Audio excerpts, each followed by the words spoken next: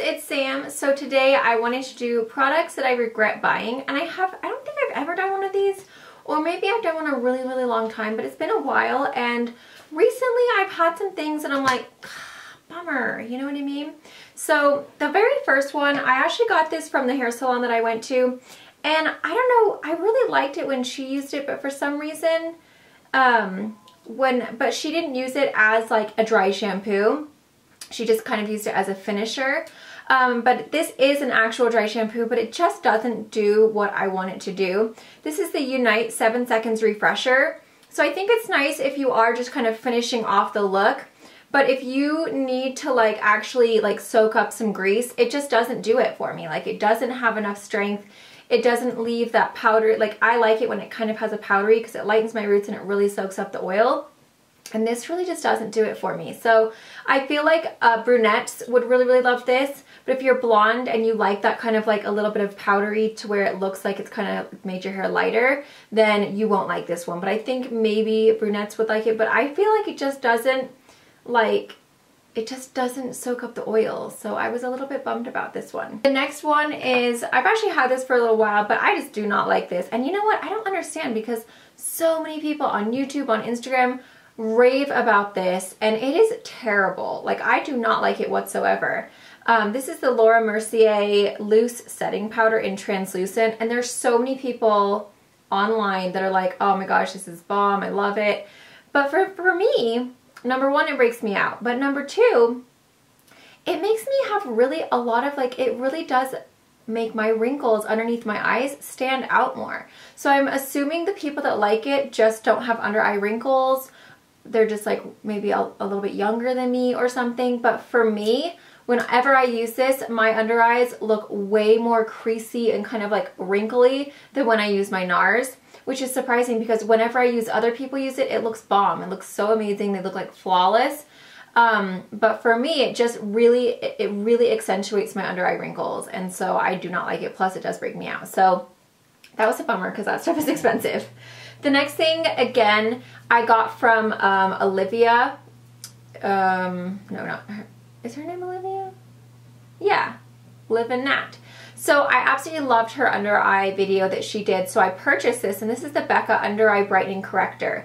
And I used it a lot at the beginning, and then I just found like this is it's like such an extra step. I can't be bothered. And then I discovered that this one right here is so much cheaper. It's the Maybelline Instant Age Rewind from, or Eraser Dark Circles. But this is the Brightening one. This I believe is like maybe, I don't know, under $10. And this cost me quite a bit. And this is a lot more of a greasy formula. So it's a little bit harder to work with. You do have to spend a little bit more time like, you know, blending it in with your beauty blender, whereas this one kind of dries a little less or a little quicker. But I'm just going to show you guys what they look like next to each other so that you can kind of look. They are darn close, and for the price difference, I say just go and get the Maybelline. So there's the difference in color. I mean, they're almost exact, guys. This one right here is the Becca, and then that one's the Maybelline. But you can see, or hopefully you can see, that the Becca is just a lot more oily, so it feels like you really have to just take a lot more time blending out. And I end up not using it because I'm like, oh, it's such an extra step that I just can't be bothered. So I like the way it looks, but I feel like this is cheaper and it's an extra step that I can't be bothered to do. Okay, the next is this, and I've seen so many people rave about this, but this broke me out as well. This is the Rimmel Stay Matte Long Lasting Pressed Powder in 001 Transparent. I got this, where did I get? I think I picked this up from Target, and it's just a powder, but I felt like it didn't look that nice on my skin. I felt like it looked a little powdery. It wasn't really I don't know. I feel like there's just powders that look better on me. It looks more natural, and I felt like this just didn't look that great. And it did make me break out like pretty bad. So I do not recommend this if you are an acne prone person. I know there's a lot of people that really like it, but it just kind of seemed to clog my pores, and it just didn't have the greatest finish. I just thought it looked kind of like powdery. I don't know, I didn't really like it. Okay, another thing that I actually, another item that I was recommended, but I watched Liv's video, or Nat's video. Natalie was the one I was talking about. And she used this and I loved it. Like, I absolutely loved it. It was gorgeous, such a beautiful color, such a beautiful finish. But you know what's really weird, guys? As I kept on using it, it created this weird like film on the actual surface of the powder. So now, like, when I put my brush in, nothing comes off. Like, it's the smallest amount ever that comes out. Like, it's almost created this like weird like packed on, like, not film, but it's like it stopped picking up product with the brush, which is really annoying because I really like it. So I'm wondering if I just like scratch it more, but I thought that was important to note, because if you're buying a product, you don't want it to stop actually getting on your brush like a quarter of the way through its life. That's kind of weird, because I used it a bunch, but then it just like stopped working, which was really strange. I was like really rubbing my brush and I was like, why is nothing coming off? I don't get it. This is the number 7 Instant Illusions Airbrush Away Primer. Now this was actually a great primer. My aunt got me, she used it, and so I bought it when I was in England. And I really do like it. However, it broke me out. And that's usually the cause of things that I don't like, is just because they break me out. But it just has it's a nice white kind of creamy consistency. It really does a great job of like filling in your pores. But for me, I've noticed that any kind of primer that has more of a silicone-y feel, where it does actually fill in your pores, is usually the ones that break me out, and that one has that. So if you do have pores or fine lines and wrinkles, I think you're gonna love that. But if you do have acne-prone skin, just beware, because it really did break me out. But it did a great job of like filling stuff in. Okay, the next thing is the Sephora Bright Future Gel Serum Concealer. I wanted to like this, guys. I was like, yeah, this is gonna be awesome. But the fooing wand is terrible. It really is so stiff, so cheap feeling. It's just like, oh, I don't like it. When you apply it, it feels so hard that you're just like, what is going on here? Let's see if I can, like, do you guys see? You barely get like any product. It's just so stiff. It doesn't move at all. I don't know. And then the concealer felt very difficult to blend out. It like disturbed the foundation underneath.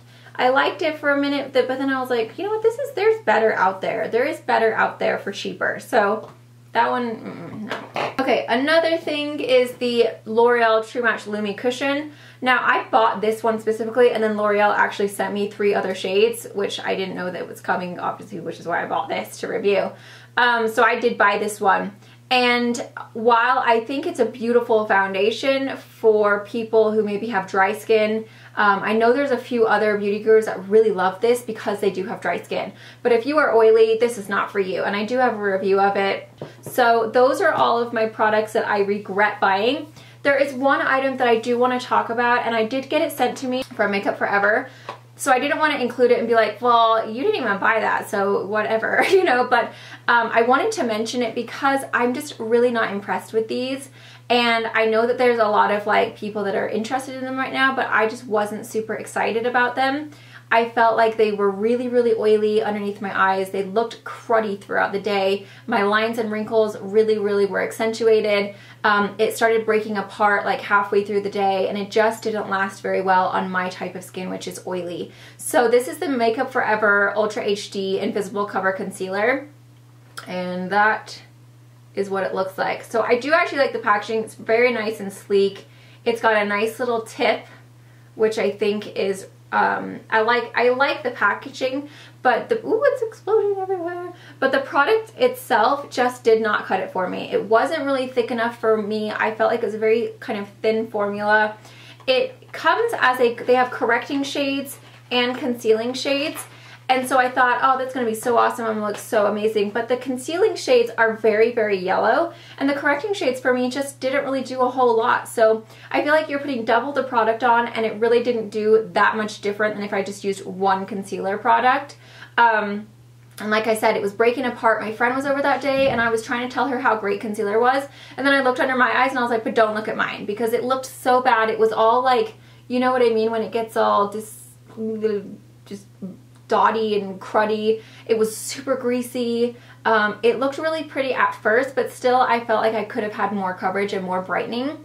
And then the colors are just, they're a little yellow. So I'm not super excited about those. I'm bummed because I thought they were going to be really awesome, but they just didn't work out for my skin type. I just wanted to include that even though I didn't buy it.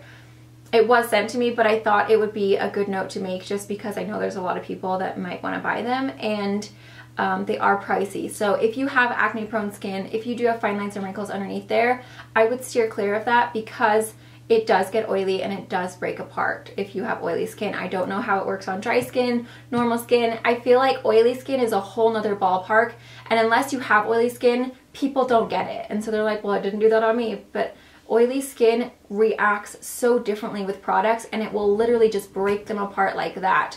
So I hope you guys found that helpful. If you want me to keep on doing these kind of reviews, I mean, hopefully I don't keep on buying stuff that doesn't work out for me, but it's inevitable that's going to happen eventually. If you do like these kind of videos, please let me know. Give me a thumbs up, leave me a comment down below letting me know the products that you regret buying. I would love to hear like your thoughts on products that maybe you thought were going to be awesome and they weren't. Thank you guys. Please don't forget to subscribe if you're new. Don't forget to give me a thumbs up if you liked this video. And don't forget to follow me on Instagram, Twitter, Snapchat. I've been really crap at Snapchat, but follow me anyway. And my blog, samschuerman.com. Bye guys.